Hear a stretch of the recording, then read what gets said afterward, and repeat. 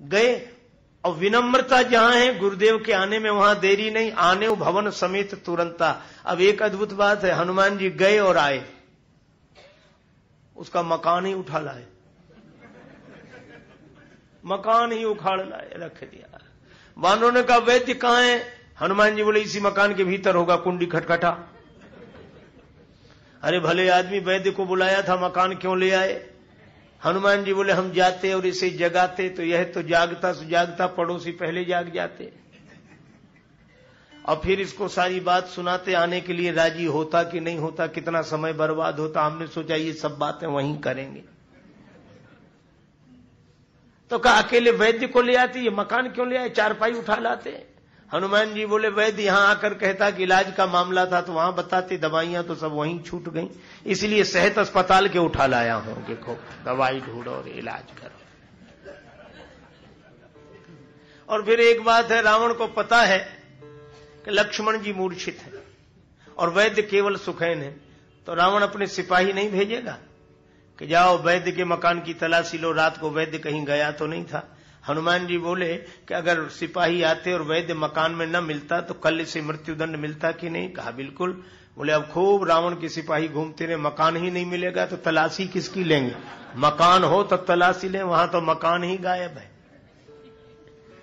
और चौथी बात यह है कि वैद्य को लगता ही नहीं है कि हम कहीं ले जाए गए, वैद्य को लगता है कितने लोग हमारे ही घर पर आए हुए हैं।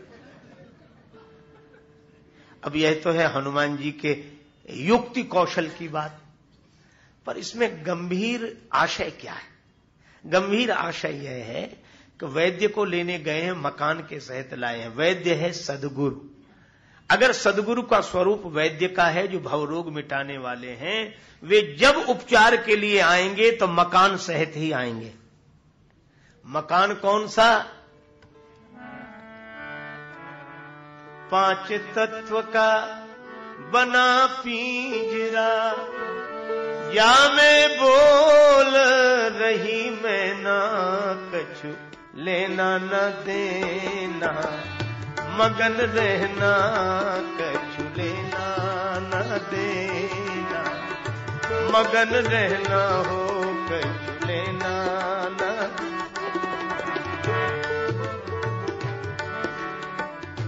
लेना न देना, मगन रहना हो कछु लेना न देना, मगन रहना कछु लेना।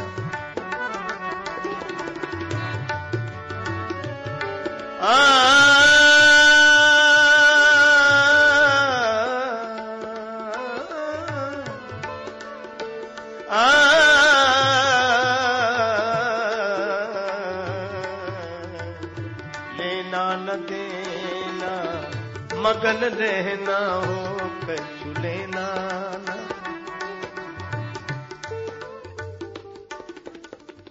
ये मकान ही है, ये शरीर का मकान है। आप सब मकान में ही बैठे, चलता ही फिरता मकान है, और जिसे आप अपना मकान समझ रहे हैं वह तो आपके इस मकान का मकान है। जैसे कार की गैरेज होते, ये चलते फिरते मकान है। ये काया कुटिया निराली, जमाने भर से 10 दरवाजे वाली, जमाने भर से काया कुटिया निराली, जमाने।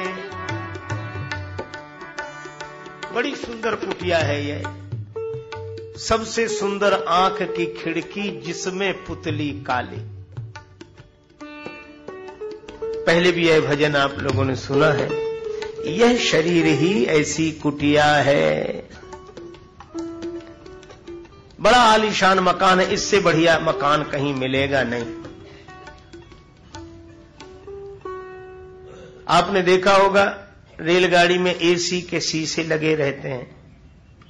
उसकी विशेषता यह है कि भीतर वाला तो बाहर वाले को देख लेता है कि प्लेटफॉर्म पर कौन घूम रहा है, पर बाहर वाला भीतर वाले को नहीं देख पाते। लोग कहते हैं क्या कमाल है, हमने कहा ये कमाल तो भगवान पहले कर चुके हैं। अपने शरीर के मकान की आंख की खिड़की में पुतली का ऐसा शीशा लगा है कि इसमें भीतर वाला तो बाहर वाले को देख लेता है, पर बाहर वाला भीतर वाले को नहीं देख पाता है। कितना बढ़िया शीशा है। मोबाइल नहीं चले थे, पुराने समय की बात बता रहा हूं। एक जगह में बैठा था, फोन की घंटी बजी, हमने कहा उठा। बोले वहां उठा लिया होगा। हमने कहा घंटी यहां बजती है, वहां उठाया होगा। तो कहा फोन एक ही है, कनेक्शन दो है, दोनों पर घंटी एक साथ बजती है, चाहे यहां उठा लो चाहे वहां। हमें उस दिन लगा कि अपने शरीर के मकान में भी दो टेलीफोन है, एक साथ घंटी बजती है, चाहे इस कान से सुनो चाहे इससे, दोनों पर घंटी एक साथ बजती है। सुनते श्रवण। कई बार लोग कहते हैं कि हमें क्या मिला, हमें। आप विशेष हैं, बड़े वीआईपी हैं। कोई विशिष्ट आदमी आ जाए तो ऐसी भोजन नहीं किया जाता, जांच होती है। आप भी कोई भोजन दिया जाए तो कितनी जगह जांच होती। पहले तो ये हाथ बताते हैं कि ठंडा है कि गर्म है, देने लायक है कि नहीं। एक जगह चेकिंग हुई, और उसके बाद नासिका सूंघ कर देखती है कि ठीक है कि नहीं, यहां से भी वापस कर दिया जाएगा। और तीसरा रसना चख कर देखती है, ठीक होगा तो भीतर जाने देगी, नहीं बाहर। इतनी जगह चेकिंग होती आपके भोजन की, तब आपको दिया जाता। आपसे जरा विशिष्ट व्यक्ति और कौन होगा।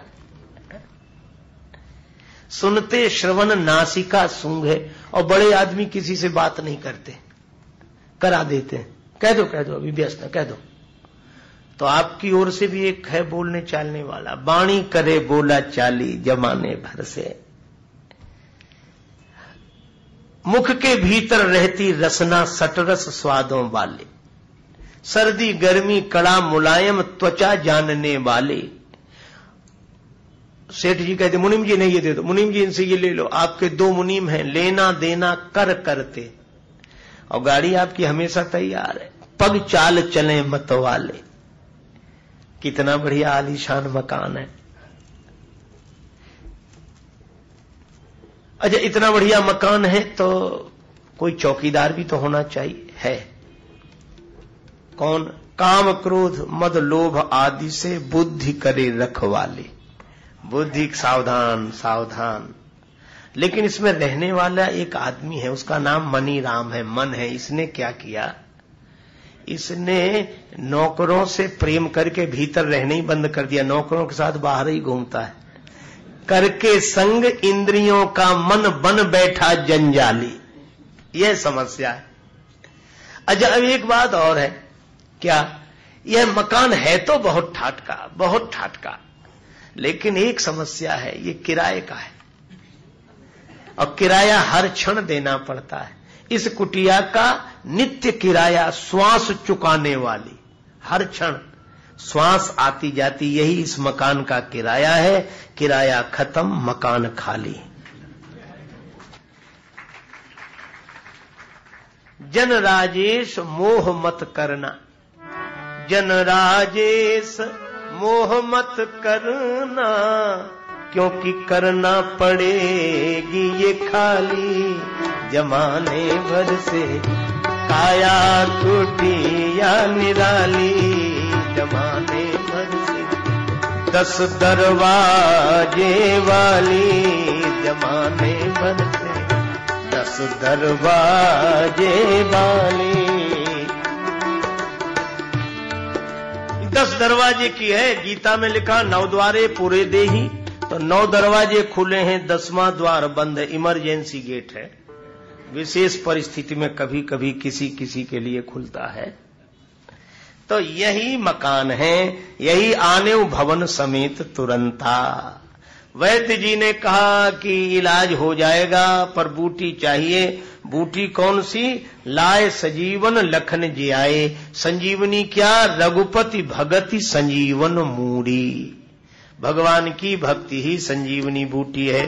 कहां मिलेगी? पर्वत में। पर्वत क्या है? पावन पर्वत वेद पुराना।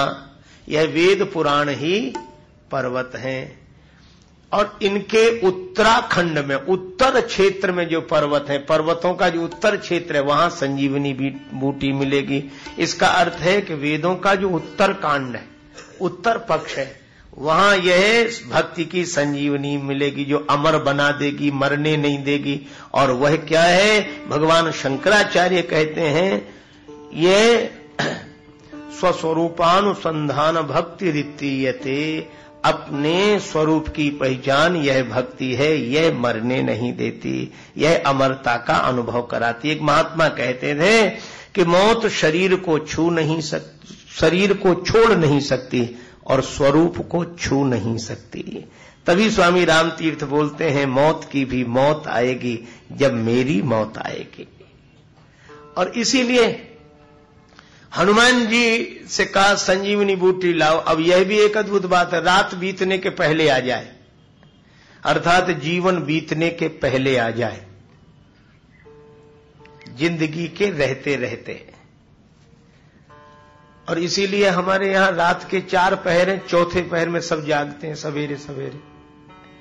तो जो रात के चौथे पहर में जागने का अभ्यास करता है वो कम से कम जीवन के चौथेपन में तो जाग ही जाता है। रात रहते रहते जाग जाना, जीवन के रहते रहते जाग जाना। हनुमान जी गए, कालनेम की बात मैंने कल सुनाई थी आपको।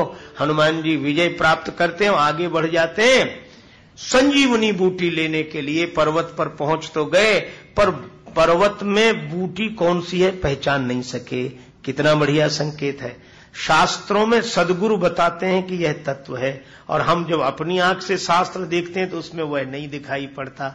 इसलिए ऐसा न कहो कि इन ग्रंथों में वह चीज नहीं है। उस ग्रंथ को लेकर ही गुरु जी के पास जाना चाहिए। जो हमें नहीं दिखाई देता वो उन्हें दिखाई पड़ जाता है। तुरंत वैद्य तब कीन उपाय। तो हनुमान जी ने पर्वत ही उखाड़ लिया। गहगिरी निशिनभ धावत भयऊ, और हनुमान जी अयोध्या पहुंच गए। एक सज्जन बोले हनुमान जी भी रास्ता भटक जाते हैं, अगर हम भटक जाएं तो कौन सा आश्चर्य, हनुमान जी भी तो रास्ता भटकते हैं। हमने कहा हनुमान जी रास्ता भटकते भी हैं तो अयोध्या पहुंचते हैं। धन्य है ऐसा भटकना जो जीव को अयोध्या से जोड़ दे। और ऐसा होश में रहना किस काम का कि लंका ले जाए। हनुमान जी अयोध्या पहुंच गए। आहा, अयोध्यापुरी की बड़ी महिमा है। और जब जब अयोध्यापुरी की बात आती है तो मुझे याद आता है एक भजन। आप लोग उसको बोले बहुत प्रसिद्ध भजन है, बहुत लोग प्रयोग करते हैं, पर भगवान की कृपा से मेरे द्वारा यह भजन लिखा गया था। एक आपने पहले भजन सुना होगा, मीठी रस से भरियोड़ी राधा रानी लागे, और उसमें यमुना जी के पानी की बात थी। तो इस भजन को सुनकर फिर यह राम जी का भजन अयोध्यापुरी की महिमा के बारे में भगवान ने मेरे द्वारा लिखाया। और वह भजन आप लोग सुन लें, समझ लें, और जब पढ़ें सुने तो याद कर लें कि यह वही भजन है जिसकी बात मैं कह रहा हूं। सीताराम जी की प्यारी रजधानी लागे, रजधानी लागे, मोहे मीठो मीठो सरजू जी को पानी लागे। सीताराम जी की प्यारी रजधानी,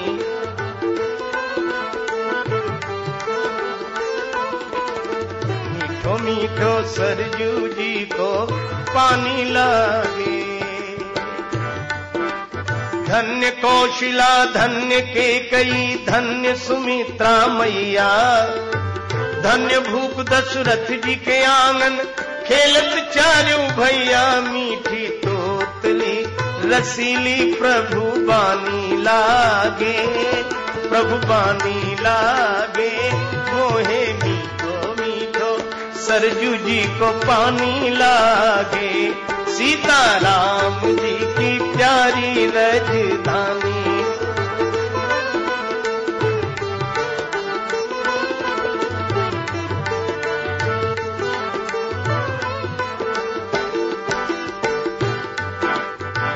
अयोध्यापुरी के स्थानों का वर्णन है इस पंक्ति में।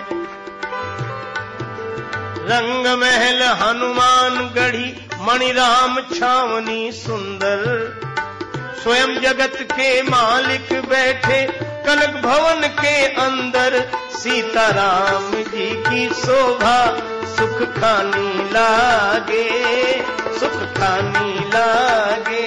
मोहे मीठो मीठो सरजू जी को पानी लागे, सीताराम जी की प्यारी राजधानी।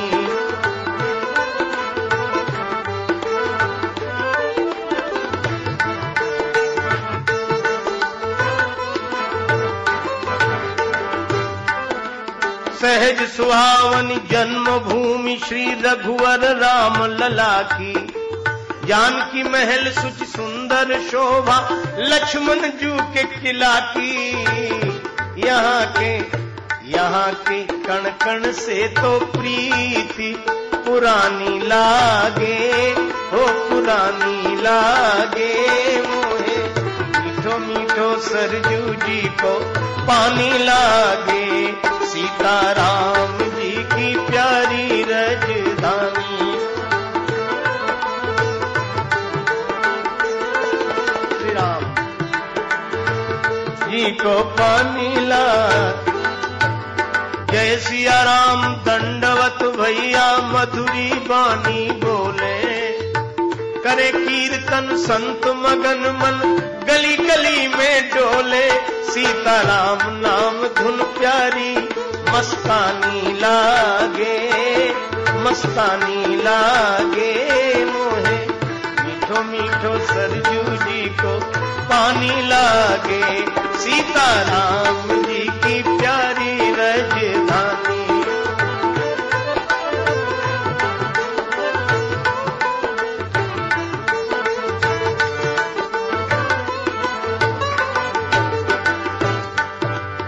इसी भजन की अंतिम पंक्ति,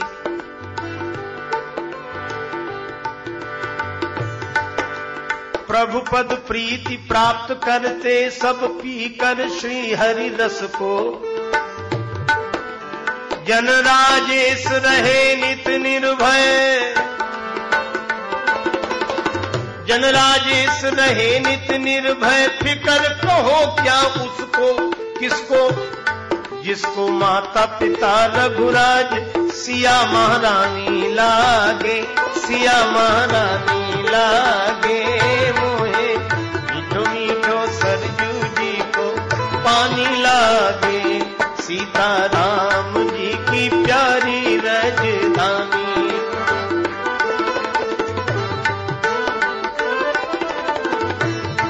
मीठो सरजू जी को गोस्वामी जी लिखते हैं, अवधपुरी ऊपर कपि गयऊ, अवधपुरी ऊपर कपि। श्री हनुमान जी अयोध्यापुरी में पहुंचे। भरत जी बैठे थे, आकाश की तरफ दृष्टि गई, भ्रम हो गया। धनुष पर बाण चढ़ाया, बिना फल का बाण। हनुमान जी पर्वत लिए थे, भरत जी को संदेह हुआ कोई राक्षस पर्वत गिराकर अयोध्या को नष्ट न कर दे। माला रख दी, धनुष पर बाण चढ़ा लिया, पर बिना फल का बाण।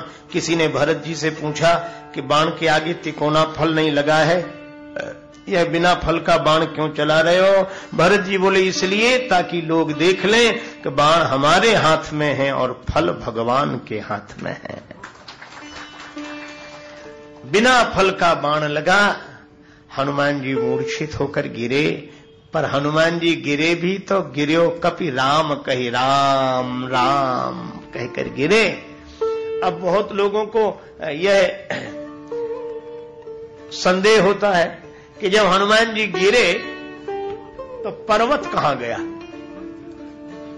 यह प्रश्न भी लोगों को पहाड़ की तरह लगता है, पर गीतावली में वर्णन है, गिर्यो कपि राम कही पवन राख्यो गिरी। पवन ने पर्वत को ऊपर रख लिया। अब एक बात देखो, एक ही दिन में ये दो मूर्छाएं हुई। लक्ष्मण जी उधर मूर्छित, हनुमान जी इधर मूर्छित। लक्ष्मण जी मेघनाद के बाण से मूर्छित हुए और हनुमान जी भरत जी के बाण से मूर्छित हुए। मेघनाद काम का रूप है, लंका वासना की भूमि है, भरत जी प्रेम के रूप है। राम प्रेम मूर्ति तनु आही, और अयोध्या उपासना की भूमि है। इसका अर्थ क्या है कि काम के बाण से भी व्यक्ति मूर्छित होता है, पर जो काम के बाण से मूर्छित होता है वो वासना की भूमि में गिरता है, लेकिन जो भगवत प्रेम के बाण से मूर्छित होता है वो उपासना की भूमि में गिरता है। अच्छा, जो वासना की भूमि में गिरता है वह समुद्र में, समुद्र के बीच में ही लंका है, संसार समुद्र में ही गिरता है, संसार समुद्र के बीच में ही गिरता है। लेकिन जो प्रेम के बाण से मूर्छित होता है वह तो सरयू किनारे गिरता है। सरयू तो राम जी की कथा है, राम जी की भक्ति है। सरयू नाम सुमंगल मूला, लोक वेद मत मंजुल कूला। श्री भरत जी दौड़े दौड़े गए, बहुत जगाया, हनुमान जी नहीं जगे। प्रार्थना की जो मोह पर रघुपति अनुकूला, सुनत वचन उठ बैठ कपीसा। हनुमान जी जागे, कपि सब चरित समास बखाने, और श्री हनुमान जी संजीवनी बूटी लेकर लौटे। तुरंत वैद तब कीन उपाई। अच्छा, हनुमान जी राम जी को बसाकर चले थे हृदय में, राम जी को हृदय में बसाकर चले थे। राम चरण सरसिज उर राखी, चला प्रवंजन सुत बल भाकी। लेकिन एक अंतर हो गया, इधर से गए तो राम जी को मन में बसा कर गए और संजीवनी बूटी लेकर लौटे।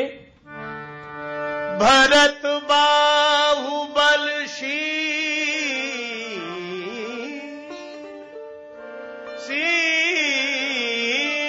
गुण,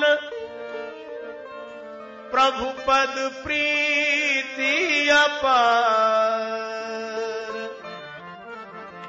जात सराहत मन ही मन,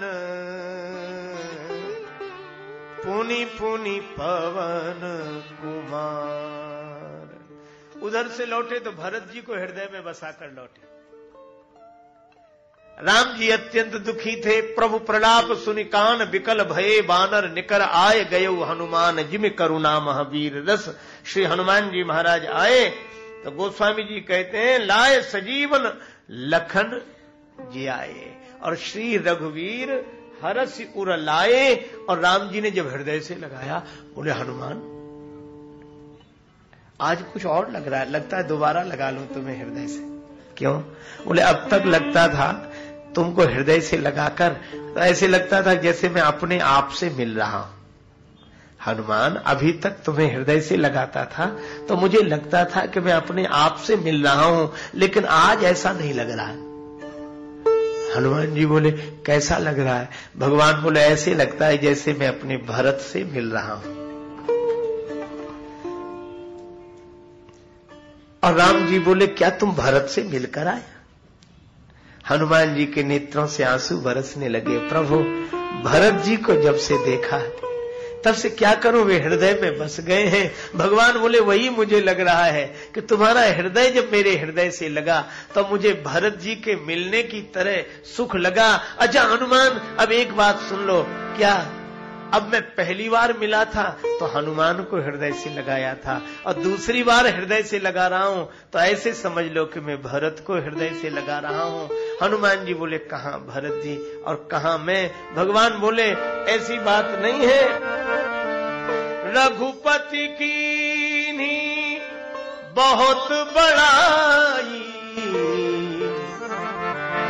तुम मम प्रिय भरत ही सम भाई।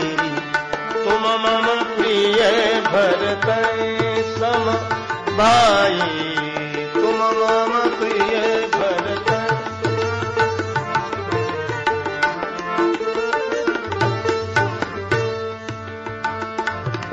भरत ही सम सम सम भाई। तुम मम प्रिय भरत।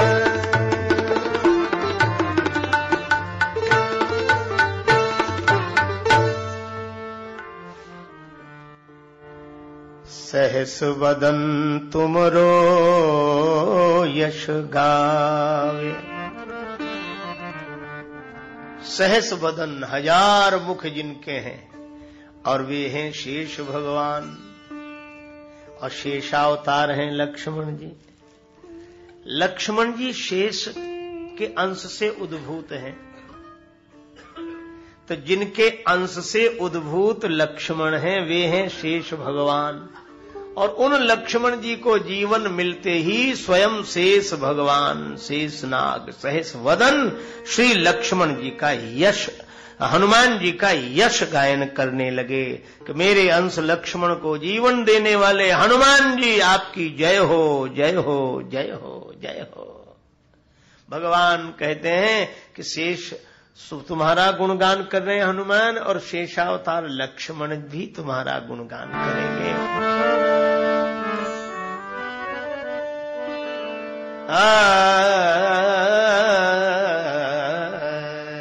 सहस बदन तुमरो यश गावे, सहस बदन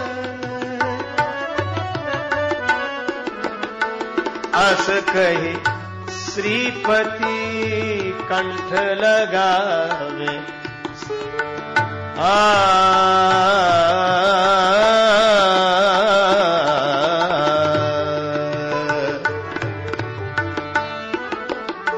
सहस बदन तुमरो यश गावे, सहस बदन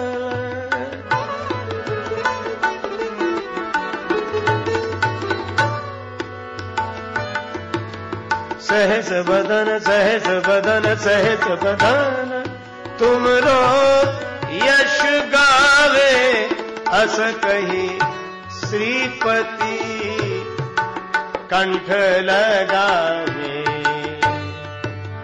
सहस बदन, सहस बदन, सहस बदन।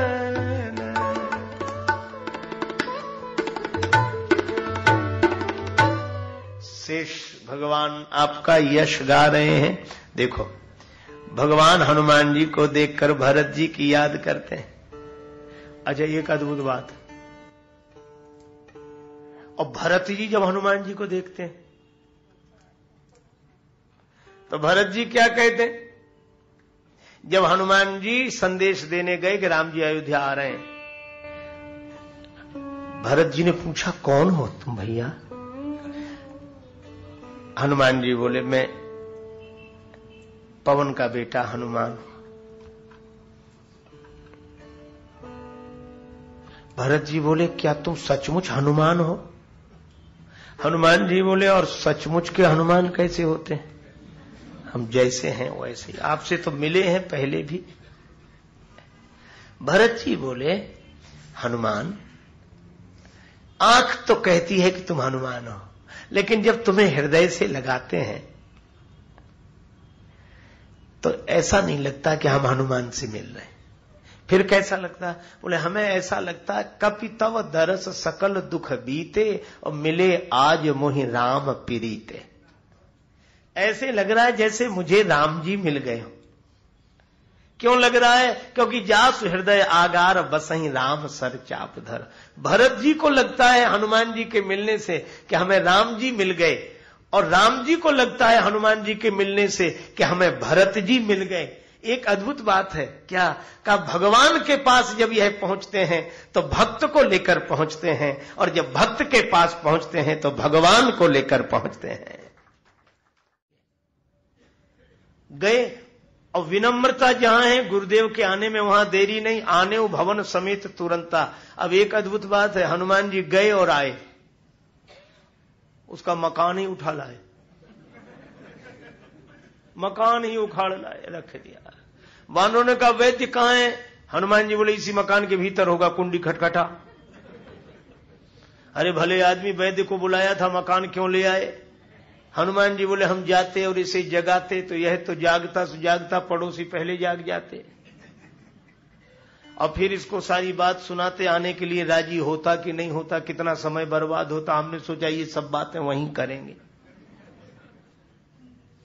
तो कहा अकेले वैद्य को ले आते, ये मकान क्यों ले आए, चारपाई उठा लाते। हनुमान जी बोले वैद्य यहां आकर कहता कि इलाज का मामला था तो